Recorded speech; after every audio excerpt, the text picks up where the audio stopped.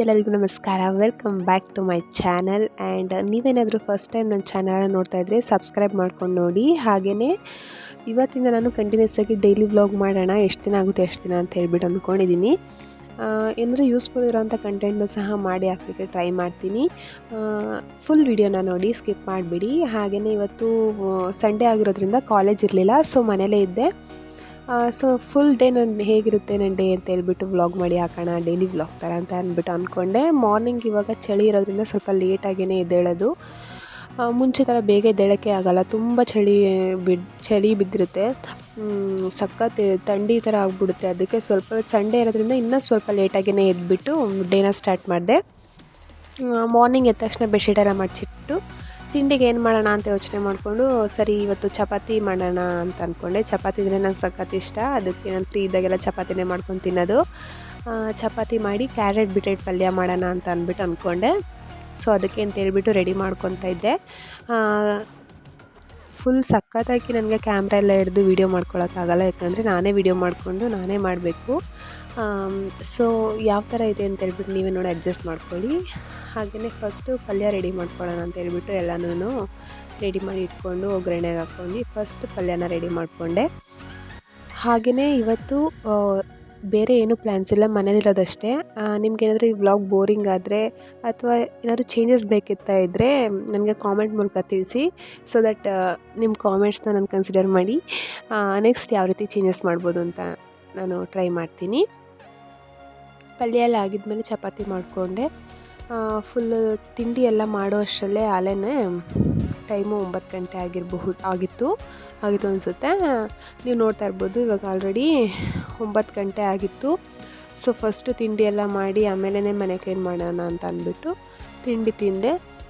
ಕಾಲೇಜ್ಗೆ ಹೋಗ್ಬೇಕಿದ್ರೆ ಬೇಗ ತಿಂದು ಅಭ್ಯಾಸ ಇರುತ್ತಲ್ವ, ಸೊ ಅದಕ್ಕೆ ಬೇಗ ತಿಂಡಿ ತಿಂದ್ಬಿಡೋಣ ಅಂದ್ಬಿಟ್ಟು ತಿಂಡಿ ಎಲ್ಲ ತಿಂದು ಮನೆಯೆಲ್ಲ ಕ್ಲೀನ್ ಮಾಡಿ ನಮ್ಮಮ್ಮ ತೋಟದ ಹತ್ರ ಹೋಗಿ ಬರೋಣ ಬಾ ಅಂತ ಅಂದರು. ಅವಾಗಿನ್ನೂ ಬಿಸಿಲು ಬರ್ತಾಯಿತ್ತು. ತುಂಬ ಚಳಿ ಇರೋದ್ರಿಂದ ಬಿಸಿಲು ಬಂದಮೇಲೆ ಹೊರಗಡೆ ಹೋಗೋಕ್ಕೆ ಸಖತ್ತಾಗಿ ಅನಿಸುತ್ತೆ. ಅವಾಗಿನ್ನೂ ಚಿಕ್ಕದಾಗಿ ಬಿಸಿಲು ಸ್ಟಾರ್ಟ್ ಆಗಿರುತ್ತೆ. ಆ ಬಿಸಿಲಲ್ಲಿ ನಿಂತ್ಕೊಳ್ಳೋಕ್ಕೆ ಒಂಥರ ಚೆಂದ. ಇನ್ನು ಇವಾಗ ಅವರೆಕಾಯಿ ಸೀಸನ್ ಇರೋದ್ರಿಂದ ಎಲ್ಲ ಕಡೆ ಅವರೆಕಾಯಿ ಗಿಡಗಳೇ ಇರುತ್ತೆ. ಹಾಗೆಯೇ ಇದು ನಮ್ಮ ತೋಟ ಅಲ್ಲ, ಇದರ ಪಕ್ಕದಲ್ಲಿರೋದು ನಮ್ಮ ತೋಟ. ನಾನು ಹಂಗೆ ಇಲ್ಲಿ ಹೋಗ್ತಿದ್ನಲ್ಲ, ಹಂಗೇ ವೀಡಿಯೋ ಮಾಡಿಕೊಂಡೆ. ನೋಡಿ ಇಲ್ಲಿ ಇವಾಗೆಲ್ಲ ಹೂವು ಚೆಟ್ಟು ಆಗೈತೆ. ಅವರೆಕಾಯಿ ಗಿಡ, ಅವರೆಕಾಯಿ ಸೀಸನ್ನು ಹಳ್ಳಿ ಕಡೆ ಇರೋರಿಗೆಲ್ಲ ಆಲ್ಮೋಸ್ಟ್ ಗೊತ್ತಿರುತ್ತೆ.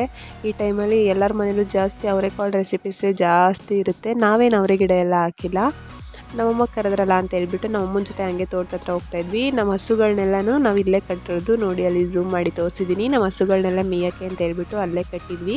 ಇನ್ನು ತೋಟ ಹತ್ರದಿಂದ ಬಂದು ನಮ್ಮ ಹೊಸ ಮನೆ ಹತ್ರ ನಮ್ಮ ಗುಂಡನ್ನು ಕಟ್ಟಾಕಿದ್ದೀವಿ.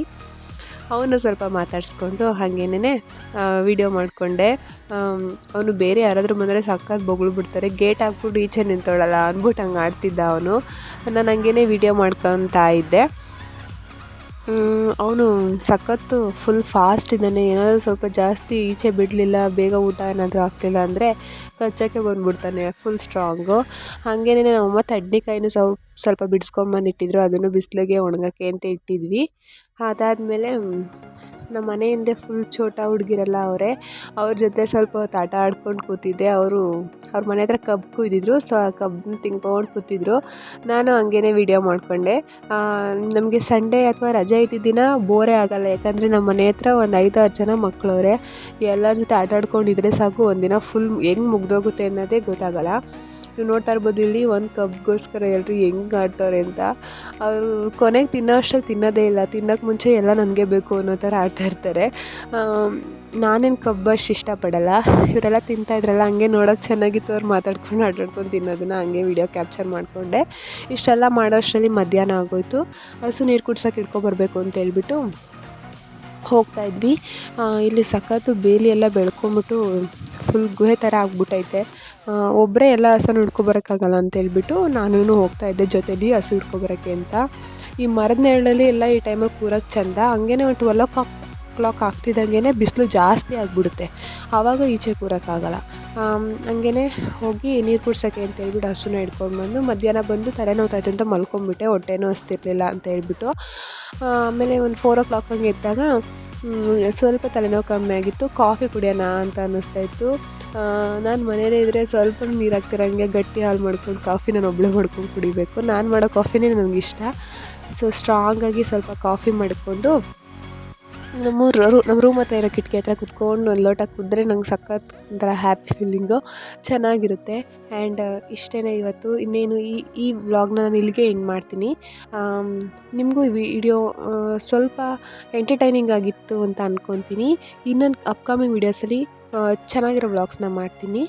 ಸೊ ನೀವು ಇನ್ನೂ ನನ್ನ ಚಾನಲ್ನ ಸಬ್ಸ್ಕ್ರೈಬ್ ಮಾಡಿದ್ರೆ ಹಾಗೆ ನೋಡ್ತಿದ್ರೆ ಪ್ಲೀಸ್ ಸಬ್ಸ್ಕ್ರೈಬ್ ಮಾಡ್ಕೊಳ್ಳಿ.